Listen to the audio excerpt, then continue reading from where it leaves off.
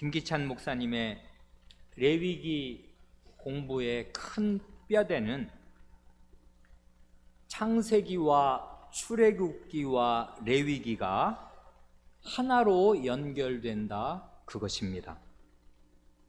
다시 말해서 창세기 1, 2, 3장 그리고 출애굽기의 시내산 언약, 그리고 레위기의 여러 제도와 법전들이 서로 아주 긴밀하게 연결되어 있다, 그것입니다. 레위기의 여러 제도와 법전이라 함은 그 성막 안에서 이루어지는 그 제사와 그 제사장 제도, 그리고 정결 법전과 성결 법전, 그리고 오늘부터 살펴볼 여러 절기들이 다 해당되는 것이겠습니다. 이걸 조금만 더 풀어서 말씀드리면 이렇게 표현할 수도 있겠습니다.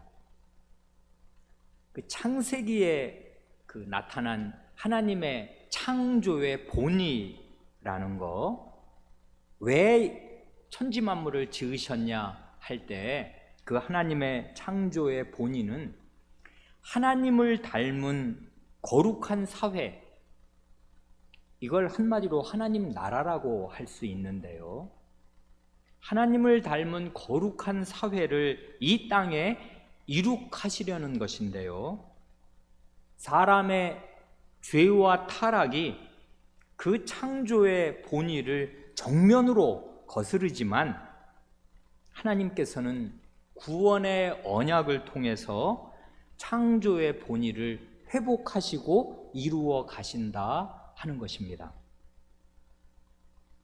이런 사실이 벌써 그 창세기 3장에 나오는 원시 복음에 아주 섬광처럼 반짝 이렇게 나타나고, 출애굽기로 오면 시내산 그 출애굽의 구원과 시내산 언약에서 아주 분명하게 천명됩니다.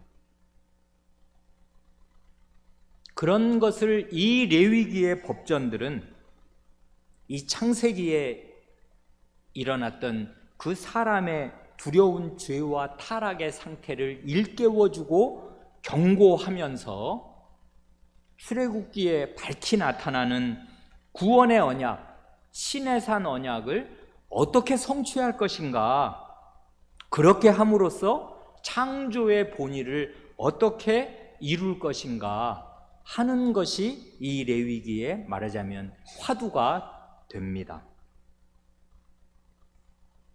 이걸 달리 표현하면 레위기의 여러 제도와 법전들은 죄로 타락한 인생이, 죄로 타락한 사람이 어떻게 그 거룩하시고 영원한 생명이신 하나님께로 가까이 나아갈 것인가, 하나님께로 가까이 가는 일이 어떻게 가능한가, 이걸 출애굽기 19장의 용어로 하면 어떻게 제사장 나라가 될 수 있는가, 그거고요. 그렇게 하나님께 가까이 나아간 사람은 이 땅에서 실제로 어떻게 사는가, 이걸 출애굽기 19장의 용어로 하면 어떻게 거룩한 백성이 되는가, 그것을 레위기는 보여줍니다. 이렇게 제사장 나라가 되고 거룩한 백성이 됨으로써 이 언약 백성은, 구원을 받은 언약 백성은 창조의 본의를 이루는 거룩한 사회, 하나님 나라를 이 땅에 이루고 살게 됩니다. 이런 걸 우리에게 익숙한 그 신약의 용어로 간단히 표현하면 레위기가 보여주는 세계는 하나님 나라란 어떤 나라냐, 하나님 나라에 어떤 사람들이 들어가냐, 그리고 그 하나님 나라 백성은 어떻게 사냐 하는 걸 보여준다고 말할 수 있습니다. 이런 것이 레위기를 읽는 보람이고, 레위기의 문제의식이 오늘 우리 신약 백성의 그 삶의 그 목적과 크게 다르지 않다는 거, 그런 거를 일깨워 줍니다. 오늘 우리가 이제 레위기 23장 그 맨 앞부분 몇 절을 읽었는데요. 그 레위기 23장, 24장, 25장 이 석장에는 구약의 여러 절기들이 나옵니다. 절기에서 아주 중요한 게 뭐냐 하면 오늘 우리가 그 8절을 읽었는데요. 거기에 굉장히 많이 나오는 단어가 뭔지 말씀하실 수 있겠습니까? 성회입니다. 성회. 굉장히 여러 번 나온다고요. 8절밖에 안 읽었는데도. 절기에서 중요한 게 뭐냐 하면 성회입니다. 성회로 모이는 거예요. 이건 뭘 말하냐 하면 하나님께서 하나님 자신에게로 가까이 부르셔서 하나님을 뵙고 예배드리는 시간, 그게 절기입니다. 그 절기의 가장 중요한 게 그런 거라고요. 말하자면 제사장 나라로 사는 것입니다. 이리 오너라, 이리 오너라, 나랑 함께 사귐을 나누자 하고서 하나님이 특별히 자기 자신에게로 가까이 부르시는 시간이 1년 가운데 이렇게 점점이 박혀 있는데 그게 이스라엘의 구약 백성의 절기입니다. 그래, 차례대로 여기 23장부터 나오는 차례대로 구약의 절기들을 간단히 이제 살펴보려고 합니다. 제가 이 수요기도회 인도 안 한 지 꽤 오래됐지 않습니까? 1년도 넘어서 이걸 이제 빨리 끝내려고, 오늘로 끝내려고 생각을 하였습니다. 이제 수양회도 있고 준비를 하여야 하니까. 그런데 하다 보니까 저는 원래 이거 레위기 공부를 한 3번 정도로 요약해서 핵심만 간추려 드리면 도움이 될지도 모르겠다 하는 생각으로 시작을 했는데 오늘 벌써 6주나 와서 지난 한 달 반 동안은 정말 저로서는 정신없이 보냈습니다. 빨리 끝내고 싶은데 잘 못 끝내서 하는 데까지만 하려고 합니다. 첫째가 절기 중에 그 첫 번째, 오늘 우리가 읽었지 않습니까? 안식일입니다. 안식일이야말로 이스라엘 모든 절기들의 토대요, 말하자면 핵입니다. 핵. 안식일은 이게 굉장히 독특한 그 날인데요. 창세 때, 타락하기도 전에 창세 때에 제정된 창조 규례지 않습니까? 안식일은. 그런데 이 안식일이 지향하는 것은 이 창조와 역사의 모든 것이 완성되는 역사의 마지막 날, 영원한 안식일은 또한 지향합니다.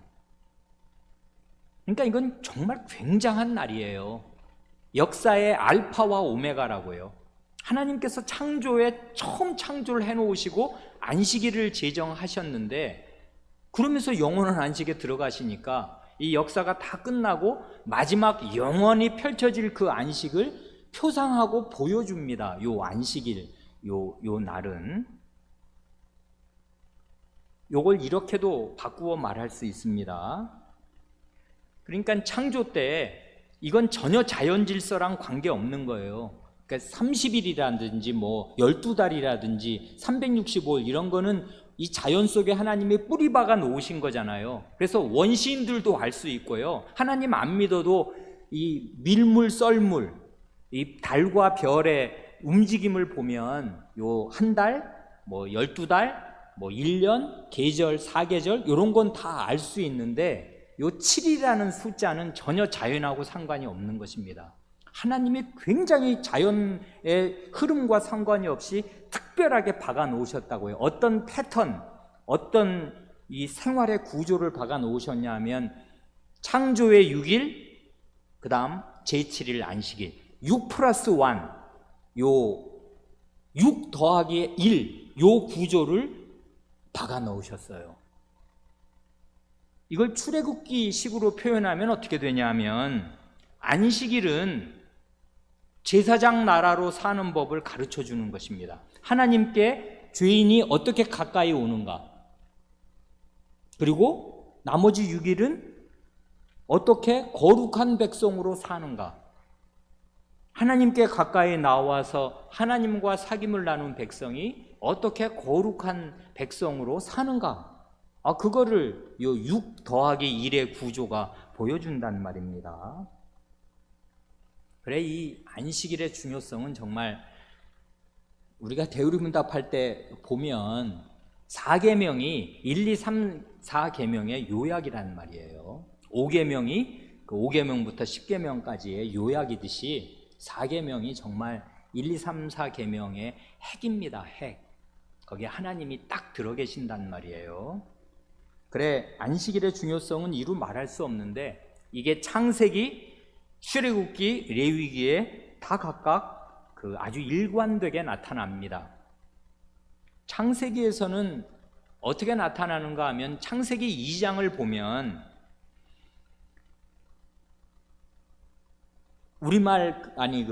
창세기 2장의 분류가 그렇게 되어 있는데요. 창세기 2장을 딱 펴면 맨 처음이 안식일에 관한 내용으로 시작하고 곧바로 이어서 여호와의 동산, 에덴 동산 이야기가 나머지를 꽉 채웁니다. 이건 뭘 말하는 거예요? 하나님과 함께하는 시간, 하나님과 함께하는 공간. 그게 창세기 2장입니다. 안식일과 여호와의 동산, 하나님과 함께하는 시간, 하나님의 공간. 거기에 사람이 이제 있게 되는 것입니다. 요게 바로 하나님 나라라고요. 사람이 하나님과 함께 사귐을 가지고 하나님의 그 인자한 다스리심과 사귐 가운데 함께 있는 시간, 함께 있는 공간, 그게 하나님의 나라라고요. 하나님의 임재와 교제, 그게 창세기 2장을 꽉 채우고 있습니다. 요게 출애굽기로 오면 어떻게 되는 거예요? 출애굽기로 오면 하나님 나라의 공간적인 구현이 성막입니다. 그리고 하나님 나라의 시간적인 구현은 내나 안식일이라고요. 그러니까 안식일과 에덴 동산이 함께 나타났다면 그 에덴 동산은 죄로 말미암아 갈 수 없는 곳이 되잖아요. 못 간다고요. 그래, 이제 인류는 에덴 동산에 접근이 불가능해졌는데 그 에덴 동산은 뭐냐면 여호와의 동산이거든요. 여호와께서 계시는 곳. 근데 가까이 나올 수가 있나? 나오면 에덴의 불칼, 그 그룹들이 다 싸고 있어서 못 간다는 거 아닙니까? 그런데 그 여호와의 동산에 계신 하나님이 어디에 척 나타나시냐면 자기 백성 한복판에 집을 지으시고 거기에서 자기 백성을 만나 주시니 성막은 곧 여호와의 동산이고 에덴 동산의 구현입니다. 하나님이 자기 백성을 만나 주시는 곳. 그런데 그 만나 주시는 시간이 또 뭐냐 하면 안식일이라고요. 그래, 원래는 에덴 동산이 닫히면서 안식일도 원래는 의미가 없어진 것입니다. 죄인들에게는. 그래, 실제로 여러분 우리 조선시대 내내 안식일이라는 거 없었어요. 농사 짓는 사람이 빨간 날이 있습니까? 없었어요. 없었다고요. 이건 자연적인 게 전혀 아닙니다. 농사 짓는 사람이 주일날 쉽니까? 안 쉬어요. 농사 짓는 사람은 농사 다 짓고 나서 겨울이 돼야 농한기, 농번기 요렇게만 나눈다고요. 그런데 하나님 백성은 그렇게 하는 거 아닙니다. 처음부터 이제 그러니까 안식일도 의미가 없어졌는데 요 성막이 살아나면서 안식일도 살아납니다. 하나님이 함께 하시는 공간이 있으므로 하나님이 함께 하시는 시간도 의미가 있게 돼요. 그러니까 안식일은요, 성막과 등가물이에요. 성막과 같은 위치에 있다고요. 하나님을 경험하는, 하나님의 임재와 교제를 경험하는 시간이 안식일이고 그런 걸 경험하는 공간이 성막이니까 성막과 안식일은 같은 것입니다. 그러니까 안식일이 원래 에덴 동산과 같은 것이듯이 마찬가지란 말이에요. 요거 그게 진짜인가? 정말 그런가? 우리 교우분 가운데 그런 생각을 하시는 분이 계신다면 안식일과 성막이 한 세트인 사실, 이게 뗄래야 뗄 수 없이 딱 붙어 있다는 사실이 출애굽기에 완전히 구조적으로 박혀 있어요. 이건 제가 굉장히 여러 번 말씀드려서 이제는 마음속에 새겨져 있으시기를 바라는데 한두 번 말씀드린 것 아닙니다. 성경 공부할 때도. 출애굽기를 양분하면 그 시내산 언약이 있고요, 십계명을 받아서 시내산 언약을 체결하는 게 있고, 출애굽기 40장까지 있지 않습니까? 1장부터 24장까지 그 내용이고, 그 다음 25장부터 40장까지가 뭐예요? 성막을 짓는 내용이거든요, 전부가.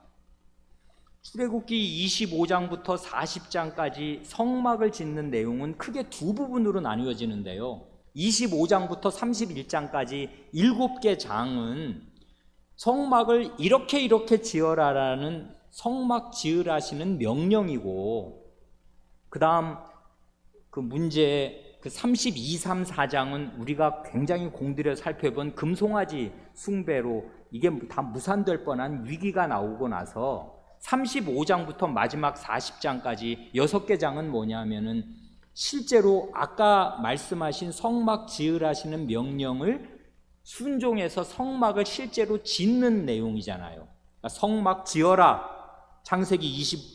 출애굽기 25장부터 31장까지 6개 장, 7개 장. 그 다음에 그 명령에 순종해서 성막 짓는 거, 그 출애굽기 그 35장부터 마지막 40장까지 6개 장, 이렇게 되는데, 그 성막 얘기에 처음에 지으라시는 명령 맨 뒷부분이 어떻게 끝나냐고요. 성막을 지어라, 요렇게 지어라 해놓은 맨 마지막 단락이 뭐냐면 안식일을 지키라는 명령이거든요. 31장 맨 마지막. 그러니까 성막 더하기 안식일, 요렇게 그 성막과 안식일을 붙여서 하나님께서 그 말씀하십니다. 요게 성막을 실제로 말씀 따라 짓는 그 장으로 가면, 35장으로 가면 어떻게 되냐면 안식일을 지키라는 명령이 나오고, 그 다음에 실제로 그 창세기 35장 1, 2, 3절 말이에요. 그리고 나서 성막을 실제로 짓는 장면이 쭉 나온다 이것입니다. 요거는 완전히 교차대구법이라고요. 뭐예요? 성막 안식일, 안식일 성막, 이것입니다. 출애굽기에 완전히 구조적으로 박혀 있어요. 성막과 안식일은 등가물이다, 같은 거지. 그리고 두 개는 뗄 수 없습니다. 그래, 너희는 안식일을 지키고 하나님의 성소를 공경하라, 이런 계명이 말하자면 나오는 것입니다. 그건 두 가지가 같은 것이에요. 성소를 공경하는 사람이 안식일을 지키고, 안식일을 지키는 사람이 성막 예배에 나올 것입니다. 그러니까 이렇게 그 출애굽기에 창세기에 나와 있는, 창세기 2장을 채우고 있는 시간과 공간, 하나님과 함께하는, 그것이 요 하나님과 함께하는 공간과 시간으로서 성막과 안식일에 출애굽기에도 박혀 있습니다. 그런 게 이제 이 레위기에 절기들을 표시할 때 성회로 모여야 하는 절기에서 안식일이 차지하는 위치입니다. 안식일이 거의 모든 것이에요. 모든 절기의 토대입니다. 그런데 그 십계명이 구약 성경에 2번 나오지 않습니까? 어디 나옵니까? 출애굽기 20장, 그리고 신명기 5장에 나오잖아요. 그러니까 십계명 언약의 10마디 말씀이 성경에 크게 두 부분에 나올 때, 그 중에 4계명, 안식일을 기억하여 거룩히 지키라 하시는 그 4계명을 지켜야 될 이유를 출애굽기와 신명기가 각각 다르게 제시하지 않습니까? 출애굽기에서는 하나님의 창조, 내가 엿새 동안 짓고 제7일에 쉬었으니까 너희도 안식일을 지켜라, 이렇게 말씀하시는 데 비해서 신명기에서는 왜 안식일을 지켜야 되냐면 내가 너희를 애굽에서 구원하였으니까 안식일을 지켜라, 이렇게 말씀하신다는 거 우리가 성경 공부 시간에도 배웠습니다. 말하자면 안식일을 지켜야 될 이유가 구원받은 언약 백성에게는 2가지로 있는 것입니다. 하나님의 창조와 하나님의 구원이 4계명을 지켜야 할 이유예요. 이건 뭐 내용을 가만 생각해도 너무나 분명한 건데요. 창조주 하나님의 형상으로 지음받은 사람이 그 창조주 하나님께서 창조하실 때부터 계획하시고 설계하신 그 영원한 안식으로 나아가야 하니까 하나님의 패턴, 6 더하기 1의 패턴을 본받아서 6일 일하고 제7일 쉬어야 합니다. 이게 사람이에요. 이렇게 해야 영원한 안식에 들어갈 것입니다. 그런데 죄와 타락으로 말미암아 6 플러스 1 아무리 지켜봐야 안식으로 지키지도 않고 죄인은 이건 자연적인 게 아니기 때문에 하나님 말씀을 따르지 않으면 이건 지킬 수가 없는 건데다가 지켜봐야 안식에 들어갈 그 희망은 없어졌는데 하나님 백성을 구원하셨단 말이에요. 애굽에서 나왔어요. 애굽에 있는 종들에게는 노예에게는 6 플러스 1이라는 거 없는 거지 않습니까? 1년 365일 노예지. 쉬는 날 없지 않습니까? 그런데 노예 생활에서 죄로부터 건져주시니까 이제는 정말 원래 그 6 더하기 1 구조로 살 수 있게 되었습니다. 그래 안식을 누릴 수 있게 되었고 하나님께 가까이 나아가서 성회로 모일 수가 있게 되었습니다. 안식일에. 그래 이 창조와 구원의 목적을 이루는 게 안식일이라고요. 이 안식일을 통해서 우리는 창조주 하나님의 형상을 본받는 사람이 되고 구원받은 사람으로 살게 되어서 진짜 영원한 구원이요 영원한 안식인 그 나라에 들어가게 되는 것입니다. 그래 안식일이야말로 창조와 구속의 본의, 창조와 구속의 목적을 다 이루는 그 굉장히 중요한 그 은혜의 방도가 됩니다. 수단이 된다고요. 그러니까 신자의 삶은 다른 거 다 제쳐놓고 4계명에 순종하는 거 그것입니다. 그게 가장 중요해요. 교회의 생활은 거기에 있어요. 이건 그냥 율법주의적으로 주일날은 해도 되고 안 해도 된다 그런 얘기를 하는 게 전혀 아니고요. 이건 창세기, 출애굽기, 레위기를 모세 오경을 읽은 사람이라면 이 태산보다 무거운 이 안식일의 그 의미 이걸 모르면 그 사람은 소경입니다. 그래서 주일날 사업 때문에 바쁘고 먹고 사느라고 바쁘고 그러느라고 하는 사람은 그건 우상숭배자예요. 교회를 몇십 년을 나왔든 상관이 없는 것입니다. 하나님의 이런 뜻을 모르는 사람으로 사는 거라고요. 그래 안식일이야말로 모든 절기 중에 가장 중요한 절기입니다. 이게 사실 전부입니다. 나머진 전부 이것의 패러디라고요. 이것의 변주입니다. 두 번째 절기는 뭐냐 하면 유월절과 무교절입니다. 유월절과 무교절은 이건 우리가 모를 수가 없이 출애굽의 구원을 기념하는 절기 아닙니까? 근데 이 출애굽의 구원이 얼마나 중요한지 하나님께서 출애굽의 구원을 기점으로 해서 이스라엘 나라의 달력을 확 바꿔버리셔요. 그래 출애굽의 구원을 받은 그 달이 제1월이 되게 하십니다. 그러니까 이건 굉장한 거죠. 여러분 요즘 우리는 달력의 중요성을 잘 모릅니다. 그런데 조선시대만 해도 매월 중국에 가가지고 상국에 가가지고 달력 받아온 거 아시지요? 자기네 나라에서 달력을 따로 쓰지 못했습니다. 우리나라 조선시대 내내 그렇게 살았어요. 달력을 제정한다는 거 굉장한 일입니다. 이거. 그런데 하나님께서 그 고대 그 이스라엘 사람들에게 달력을 새로 제정해 주셨어요. 이건 뭘 뜻하냐 하면은 구원을 기반으로 구원을 출발점으로 국가 생활이 시작되도록 그렇게 하신 것입니다. 이 너무나 큰 구원이기 때문에 그래요. 그래 그 근처에 있는 나라들 이스라엘 나라 말고 다른 나라들은요. 그러니까 요 1월부터 이제 이스라엘은 새로운 달력 받아서 6월절이 들어간 그때가 1월이 된다면 이제 7개월 더 살면 7월이 되지 않습니까? 사실은 그 7월이 다른 나라들은 1월이에요. 추수가 다 끝나고 새해가 시작되는 그때라고요. 다른 원래 그 7월이 그런데 이스라엘에는 그게 7월이지 이제는 1월이 아닙니다. 옛날에는 구원받기 전에는 그게 자기들에게 7월이 1월이었지. 근데 이제는 1월이 7월이 되고 7월이 1월이 된 것입니다. 그래, 말하자면 고대 근동의 다른 나라들은 추수를 마치고 새로 농사를 시작하는 그게 새해 첫 달이고 제일 중요해요. 말하자면 국가 생활의 출발점과 근본이 어디 있냐면 먹고 사는 데 있는 것입니다. 지금도 전 세계에서 국가의 가장 기본은 백성들 먹고 살게 해주는 거지 않습니까? 먹고 살아야 돼요. 경제라고요, 경제. 그런데 하나님 백성은 안 그렇습니다. 하나님 백성은 구원받은 것이 국가 생활의 출발점입니다. 이건 신약 백성의 모든 생활의 출발점이 그리스도의 구원, 그리스도의 십자가인 것과 마찬가지라고요.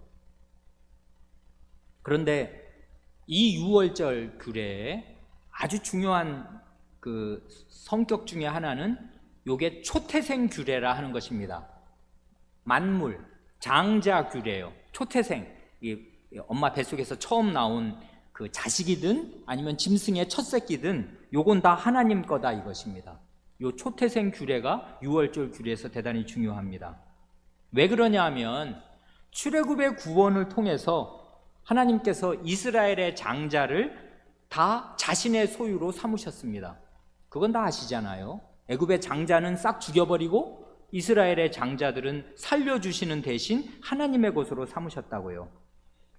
장자를 하나님의 것으로 삼으셨다는 말은 장자는 그 집안을 대표하는 것입니다. 요즘에야 장자의 가치라는 게 별거 아니지만 첫째나 둘째나 다 귀한 거지만 과거에는 아니란 말이에요. 장자 상속권이 있었단 말입니다. 그 집안의 기둥이라고요. 집안 전체를 대표해요, 이 장자가. 그래, 장자를 하나님께로, 초태생을 하나님께로 삼으셨다는 거. 짐승은요, 초태생은 다 죽여서 제물로 바칩니다. 그리고 사람은 죽일 수가 없으니까 하나님께 그 장자를 대신 바치는 뜻으로 레위인과 제사장이 이스라엘의 장자로서 하나님을 섬긴다고요. 그러니까 이 장자를 하나님께 바친다는 이 말은 이스라엘 백성 전체가 하나님의 소유라는 사실을 대표하는 사실일 뿐입니다. 장자만 하나님께 아니고 집안의 기둥 내 거야 이렇게 삼으심으로써 이스라엘 백성 전체를 하나님의 소유로 삼으시는 것입니다. 그래, 이 애굽 왕 바로에게 이 이스라엘 백성 놓아주어라, 나 가서 예배하게 해라 하고 요구하실 때 이스라엘은 내 아들 내 장자라 하셨거든요. 하나님께서 출애굽기 4장 22절에서 이스라엘 전체가 하나님의 아들이고 하나님의 장자입니다. 하나님의 특별한 소유라고요, 전체가. 그래, 그 내 아들을 네가 노예로 부리면서 안 내놔? 그러면 내가 네 맏아들 죽일 거야 해서 진짜 죽이신 게 유월절이란 말이에요. 그리고 하나님의 장자들인 이스라엘 전체를 말하자면 하나님 자신이 건져내셨습니다. 자기 맏아들들을. 그래, 이스라엘은 하나님의 특별한 소유가 됩니다. 이게 아주 시내산 언약 전문에 나타나잖아요. 이스라엘 백성 전체가 하나님의 특별한 소유로서 제사장 나라가 되고 거룩한 백성이 된다, 그것입니다. 이 일이 잘 수행되도록 이제 이스라엘 백성 전체가 장자로서 하나님을 다 섬기고 살면 농사는 누가 짓고 양은 누가 치겠습니까? 그러니 원래 이스라엘 전체가 하나님의 장자임에 틀림이 없으나 이것을 대표하는 레위인과 제사장들이 따로 뽑혀서 이스라엘 장자를 대신해서 하나님 섬기도록 그렇게 하셨습니다. 이게 유월절 규례에서 중요한 점이고요. 유월절은 이제 정월 14일이고 15일부터 일주일 동안 무교절이 시작되잖아요. 무교절은 그 이름 그대로 무교병을 먹는 절기지 않습니까? 그래, 이 식사는요, 이게 유월절과 무교절에서 식사가 굉장히 중요해요. 유월절 식사. 그래, 무교절은 그 일주일 절기 자체가 먹는 절기인데 뭘 먹는 절기냐면 누룩 없는 빵을 먹는 절기라 무교절이지 않습니까? 누룩, 말하자면 묵은 누룩, 애굽에서의 그 죄되고 죄의 노예로 살았던 그 묵은 누룩을 과거의 생활을 청산하라는 뜻으로 묵은 누룩을 버리는 것입니다. 누룩 없는 빵을 먹는 거예요. 그래, 출애굽을 통해서 이스라엘은 누룩 없는 반죽이 되고 누룩 없는 빵이 되었으니까 새로운 삶, 거룩한 삶, 하나님을 모시는 삶을 살아야 합니다. 그래, 무교절에는 번제와 소제를 드리고요. 이 소제는 번제에 늘 따라오는 거니까요. 그리고 번제, 소제, 그리고 속죄제를 드립니다. 이건 이 죄의 노예에서 건져냄을 받은 게 이게 출애굽의 구원이니까 6월절 무교절에 속죄제를 드리는 거, 이건 아주 자연스럽고 당연한 일이 됩니다. 아까 그 첫 번째 모든 절기의 토대가 되는 안식일에는 무슨 제사를 드리냐면 그 번제와 소제와 전제를 드립니다. 이 소제는 다 아시는 거잖아요. 번제는 자기 존재 전체, 존재와 생명을 다 드린다. 소제는 그 곡물 제사로서 생활을 다 드린다 하는 것이고, 전제는 포도주 원액을 따라 드리는 제사잖아요. 이건 다 번제에 따라 붙는 제사들입니다. 늘 상번제 드릴 때 이렇게 드리고요. 안식일에는 특별히 별도로 이 번제, 소제, 이 전제를 드리도록 그렇게 하셨습니다. 세 번째가 초실절입니다. 초실절은 이게 처음 초자에 열매 실자잖아요. 첫 열매를 거두는 절기인데 그 첫 열매가 바로 보리의 첫 열매입니다. 이게 1월에 있어요. 초실절은. 그러니까 6월절, 무교절 같은 달에 같은 때에 있습니다. 그때 처음 보리가 익습니다. 그래, 이걸 맥추절이라고 해도 좋은데 보리 맥자, 가을 추자를 써서 보리 추수하는 절기.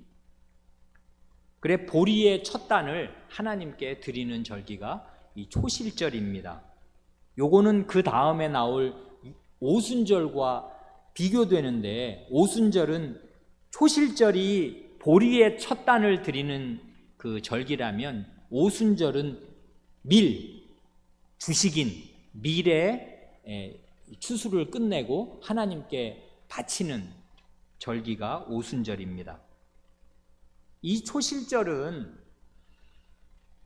지금 이게 레위기는 말하자면은 모세를 통해서 주시는 거니까 아직 광야에서 받는 것입니다. 이 명령을, 이 절기에 대한 명령을. 그러니까 이거는 광야에서는 초실이고 뭐고 없잖아요. 뭐 곡식을 기를 수가 있어야 말이지. 그러니까 이거는 뭘 전제하는 거냐면 가나안에 들어가서 농사를 지어가지고 이제 그 6월절과 무교절을 지키고 지키는 때에 이제 너희들의 새로운 달력으로 1월에 보리가 있거들랑 보리의 첫 단을 하나님께 바쳐라. 그 구원을 받고 약속의 땅에 들어가서 그때 하나님께서 은혜로 주시는 그 첫 단을 하나님께 바쳐라, 그것입니다.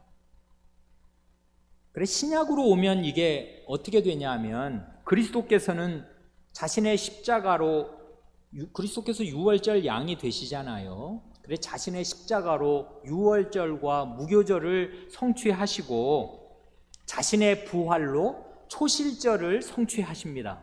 왜 그러냐면 그리스도의 부활을 가리켜 고린도전서 15장에서는 뭐라고 말하냐면 잠자는 자들의 첫 열매, 초실이라고 말하거든요. 그리스도께서 첫 열매가 되십니다. 잠자는 자들, 이게 죽음을 맛본 사람들의 첫 열매가 되십니다. 그래, 그리스도께서는 안식일의 주인이신 것도 물론이고 6월절을 성취하시는 분이기도 하고 이 초실절을 성취하시는 분이기도 합니다. 그 다음 네 번째가 오순절입니다. 오순절은 다른 이름이 칠칠절이지 않습니까?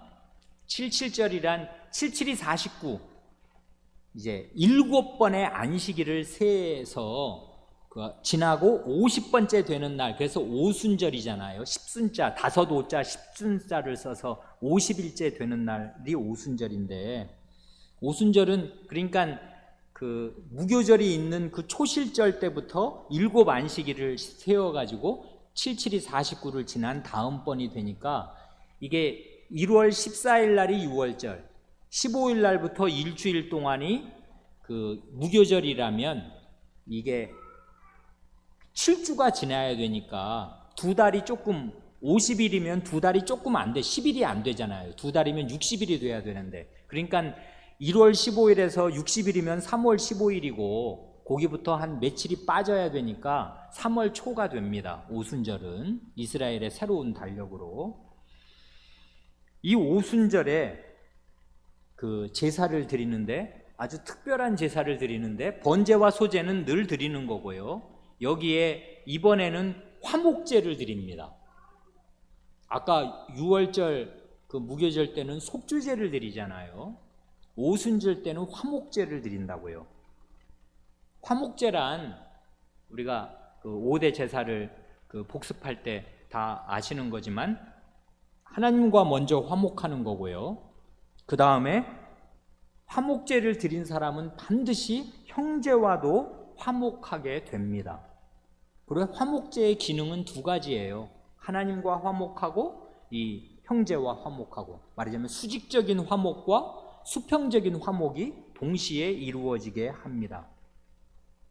그래, 이게 아주 요 레위기 규례 23장에 오순절 규례가 나올 때 굉장히 그 아주 인상적으로 잘 나오는 게 뭐냐면, 오순절 규례, 아까 23장을 제가 시간이 없어서 끝까지 다 읽으면 참 좋은데 그냥 앞부분 그 6월절 규례까지만 읽었습니다만은, 조금 더 읽어서 초실절 내려가고 오순절 규례를 읽으면, 오순절 규례 맨 마지막에 어떤 말씀이 나오냐 하면 추수에 관한 자비의 규정이 나옵니다. 이건 굉장히 뜻깊은 거라고요. 추수에 관한 자비의 규정이 뭔지 아시지요? 반 모퉁이까지 싹 다 거두지 말고 이상 남겨둬라. 왜요? 가난한 사람들과 객이 있지 않냐. 그 사람들도 굶어 죽지는 말아야지. 같은 동포기도 하고 외국인이라도 너희 땅에서 같이 사는 사람인데 그 사람들 생각해야지. 그러니까 이건 밀추수를 하면 기쁘단 말입니다. 그래, 이제 먹고 살 그 말하자면 상당한 그 곡식을 쌓아놓게 될 텐데, 그렇게 될 때 오순절 때는 화목제를 드리면서 가난한 너희 형제들과 심지어 타국인 중에 객이라도 배려하여라 해서 하나님과의 화목과 이웃 간의 화목이 가능하도록 그렇게 하셨습니다. 그래, 이 오순절 규례 맨 뒤에 추수에 관한 자비의 규정이 나온다는 거, 그걸 기억하시면 좋습니다. 그리고 또 한 가지가 이 오순절에 특별한 게 있는데, 오순절은요 시기가 어떻게 되냐면, 그게 시내산에서 언약의 말씀을 받은 시기와 거의 겹칩니다. 왜 그러냐면, 아시는 대로 1월 14일 날 밤에 6월절을 통해서 출애굽을 한 다음에 한 달 반쯤 와가지고 시내산에 이르러서 거기서 율법을 받거든요. 그래, 이 오순절하고 이 하나님의 언약을 받은 때하고 일치됩니다. 3월 초라고요, 그게. 그래, 이게 신약으로 와서 성취되면 어떻게 되는 거예요? 오순절에 성신이 강림하시지 않습니까? 그러니까 성신께서는 이 구약의 오순절에 성취가 되시는데, 성신께서 오시면 어떻게 되는 거예요? 아까 시내산 언약처럼 시내산 언약이 마음에 새겨지겠습니다.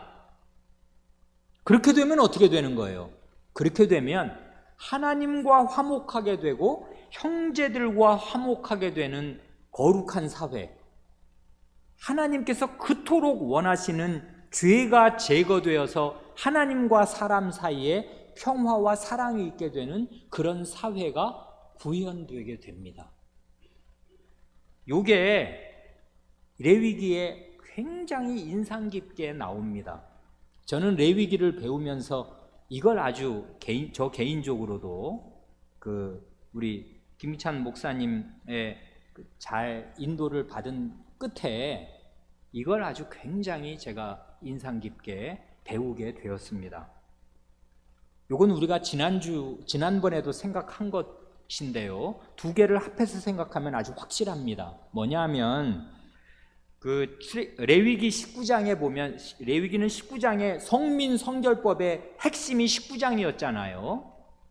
그 19장에 거룩한 백성으로 사는 여러 규례들이 나오는 중에 크게 19장은 굉장히 많은 명령들이 있는 중에 4단락이 있는데, 첫 단락을 보면 거기에 화목제 규정이 나오면서 바로 이어서 추수에 관한 자비의 규정이 나오거든요. 그게 출애굽기 19장, 출애굽기란다. 레위기 19장 5절로부터 10절이 그렇습니다.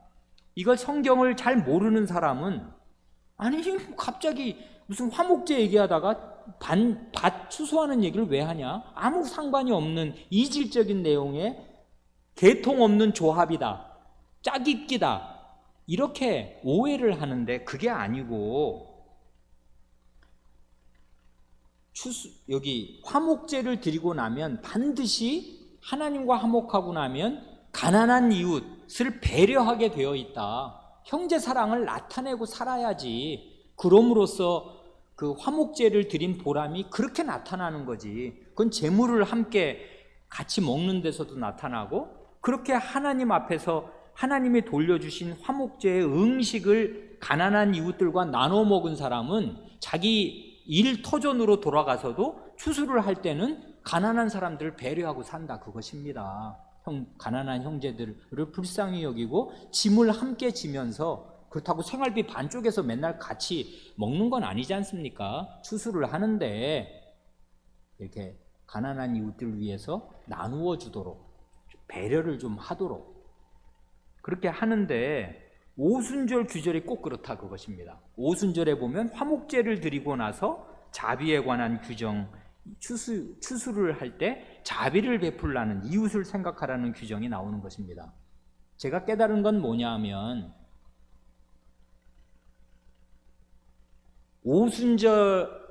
오순절에 성신이 내려오신 걸 기록한 게 사도행전 2장이잖아요.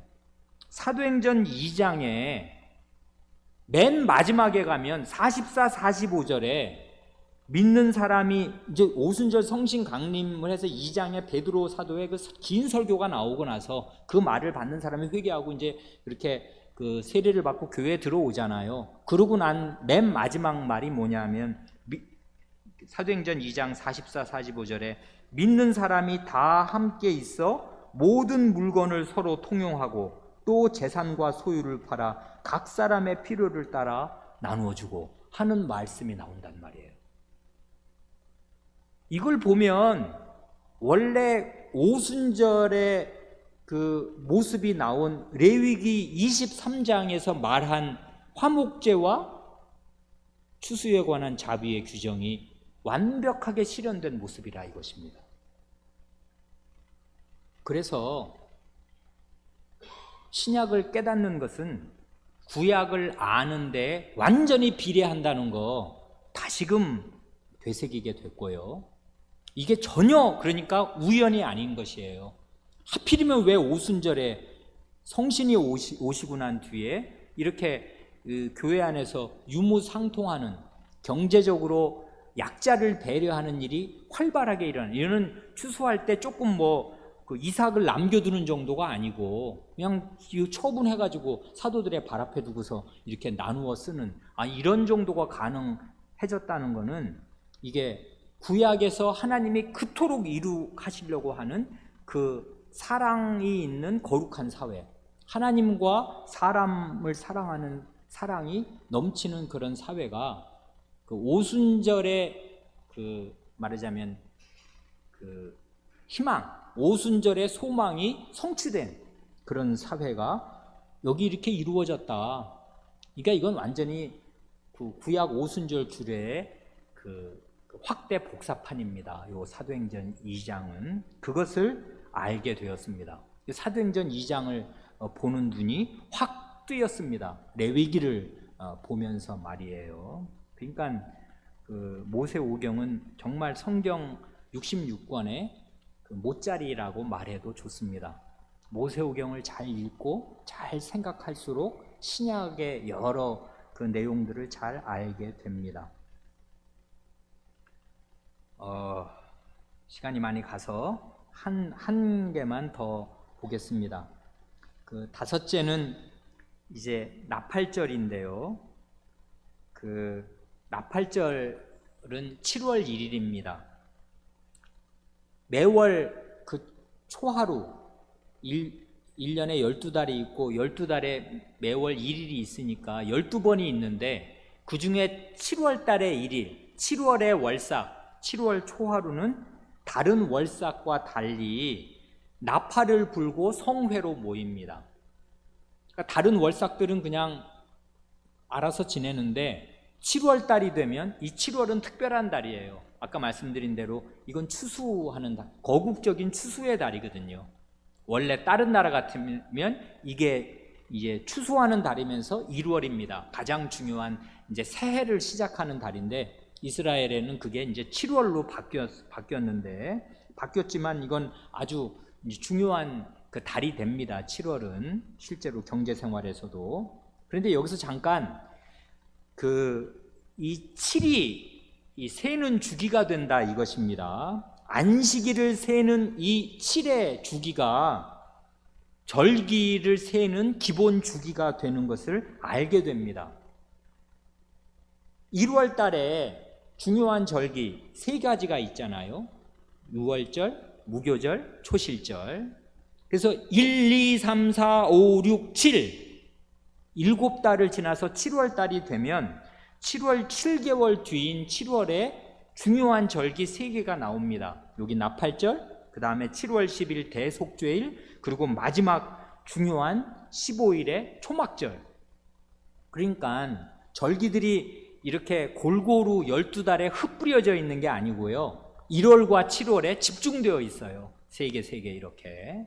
안식일은 기본으로 그 6 더하기 1의 패턴을 정해주는 그 토대고 1월과 6월에 집중되어 있는데 이게 7주기로 나가요. 왜 7주기냐면 7월을 포함해서 7월이 되면 또 7달이 지나면 어떻게 돼요? 7, 8, 9, 10, 11, 12, 1 또 7달이 지나면 새해 1월달이 되는 것입니다. 그래 1월, 7월이 7개월 주기로 이렇게 돌아가면서 중요한 절기가 나오도록 그렇게 하셨습니다. 요건 구원의 반복이라고요. 나중에 이제 더 말씀드리겠는데. 그리고 그러면 오순절은 어떻게 되는 거야? 왜 중간에 3월에 나와? 3월에 나오는데 오순절을 세는 단위도 7이라고요. 그래서 77절이잖아요. 오순절이. 그거는 7달이 아니라 7주. 그래서 7주를 7번 보내서 77이 49가 지나서 50일째 되는 달에 그 오순절이 있는 거잖아요. 그러니까 절기를 세는 기본 단위는 안식일에서 나오는 7입니다. 이 7이 굉장히 중요해요. 이스라엘에서. 그래서 실제로 나중에 우리가 살펴볼 안식년도요. 그게 7번째 해입니다. 그리고 신년은 77이 49 더하기 1, 50번째 해가 신년이고요. 전부 기본 단위가 7이에요. 안식일의 패턴이 1년 내내 박혀 있는 것입니다. 하나님께서 안식일의 패턴으로 이 이스라엘의 절기들을 규정하신 셈이 됩니다. 1월, 7월, 그리고 이 7주 혹은 7년, 49년 다음에 50년 이런 식입니다. 나팔을 왜 붑니까? 나팔절인데 나팔을 부는 이 민수기 10장을 보면 크게 나팔을 부는 2가지 용도가 있습니다. 은나팔을 불어서 회중을 하나님께로 모읍니다. 집합 이런 뜻이에요. 혹은 행진하거나 행군할 때 은나팔을 붑니다. 이제 그 동서남북의 그 지파가 이렇게 회막을 중심으로 이렇게 둘러 있잖아요. 사면에. 그래서 이제 동쪽, 서쪽, 남쪽, 북쪽 이렇게 차례대로 이제 행진할 때 나팔을 불어서 행진하고, 혹은 전쟁에 진군할 때도 나팔이 이 은나팔입니다. 그런가 하면, 그러니까 이 나팔은 하나님의 지휘 신호예요. 자기에게로 백성을 이끄시거나 혹은 이제는 나아가라, 행군하라, 행진하라 하실 때 지휘하시는 신호입니다. 또 하나 중요한 용도가 있는데요. 이렇게 이스라엘 백성을 자기에게로 불러 모으시든지 행군하게 하시는데 그 하나님의 명령을 하는데 나팔을 쓰실 뿐 아니라 아주 중요한 용도는 뭐 있냐면 제물 위에 제사를 드릴 때 제물 위에 나팔을 봅니다. 그러면 그 용도가 뭐냐면 하나님께 언약을 기억하시도록 하는 거예요. 하나님 굉장히 실제적인 거죠. 하나님이 뭐 그거 들으셔야만 내가 깜빡 잊어먹었네, 알았어, 기억할게, 이렇게 되는 것이겠습니까? 이건 사실은 이렇게 표현함으로써 사람에게 확신을 주시려는 것임에 틀림이 없습니다. 제물을 드리면서 하나님께 그 제물 위에 나팔을 불면 하나님 들으시라고 나팔을 불면서 사실은 사람이 듣고요, 하나님이 이 언약 기억하신다, 이 제물 받으신다, 그리고 자신의 언약을 기억하셔서 우리에게 은혜를 주신다 하고 믿게 되는 것입니다. 그래 그 나팔의 용도가 그런데 출애굽기 19장을 보면은 시내산 언약을 체결하실 때도 하나님께서 나팔을 부셔서요 온 회중을 산 앞으로 이끄십니다. 그러니까 나팔은 하나님 앞으로 나아오게 하는 그런 용도로 쓰시는데, 그러니까 나팔은 결국 뭘 말하냐면 하나님의 임재와 하나님의 함께하심, 하나님의 인도하심을 뜻합니다. 그런데 이 추수의 절기인 7월 첫날 굉장히 중요한 이제 절기예요. 구원을 기념하는 1월의 유월절과 무교절이 끝나고 나서 이제 실제로 구원을 경험하는 이 추수, 이건 뭐 약속의 땅에 들어가서 이제 아주 풍성한 추수를 하게 됐지 않습니까? 그 추수를 하는 첫날, 그 첫 달에 하나님께서 언약을 기억하시고 우리와 이렇게 함께 해주셨구나 하고서 감사하는 것입니다. 이게 신약으로 오면 주님께서 재림하시는 마지막 그날에 나팔 소리가 울리겠습니다. 그래 데살로니가서서 4장 16절이 그렇지 않습니까? 주께서 호령과 천사적인 소리와 하나님의 나팔로 하늘로 쫓아 친히 강림하신다.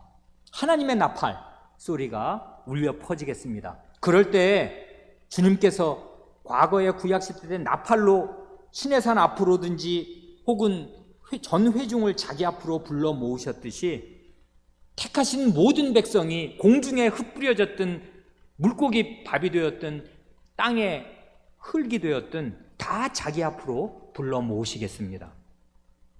그런데 마지막 그날만이 아닙니다. 그러면 뭐 나팔절은 마지막 하나님의 나팔이 울릴 그날에만 해당이 되겠나? 그러면 이 지상 사는 동안에는 별 소용이 없겠구만 하면 그게 아니고요, 나팔 소리가 들립니다. 계시록 1장 10절 11절을 보면 요한 사도가 이렇게 기록합니다.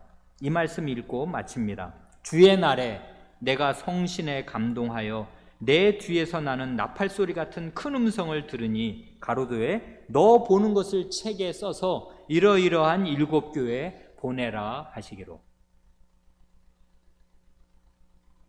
주님의 날, 이건 주일날이잖아요. 주님의 날, 주일날에 나팔 소리 같은 큰 음성을 사도가 들었고 그 음성을 듣고서 책에 써가지고 각 주님의 교회, 7교회에 전달해라 하십니다.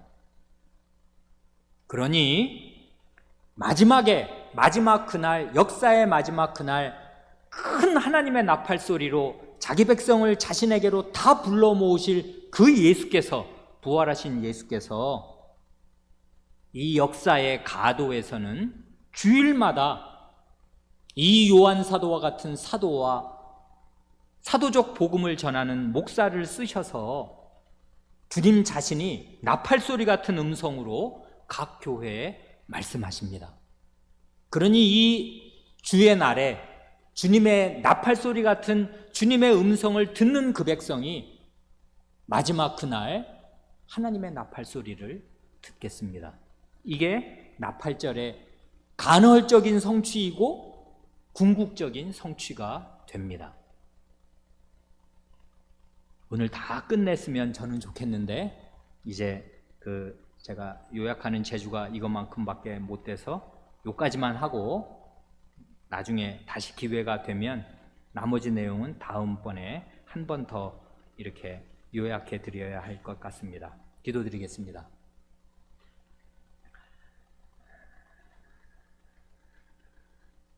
하나님 아버지, 저희가 레위기 23장 이하에 기록된 구약의 절기들의 주요한 뜻이 무엇인가를 잠깐 생각하여 싸웁니다.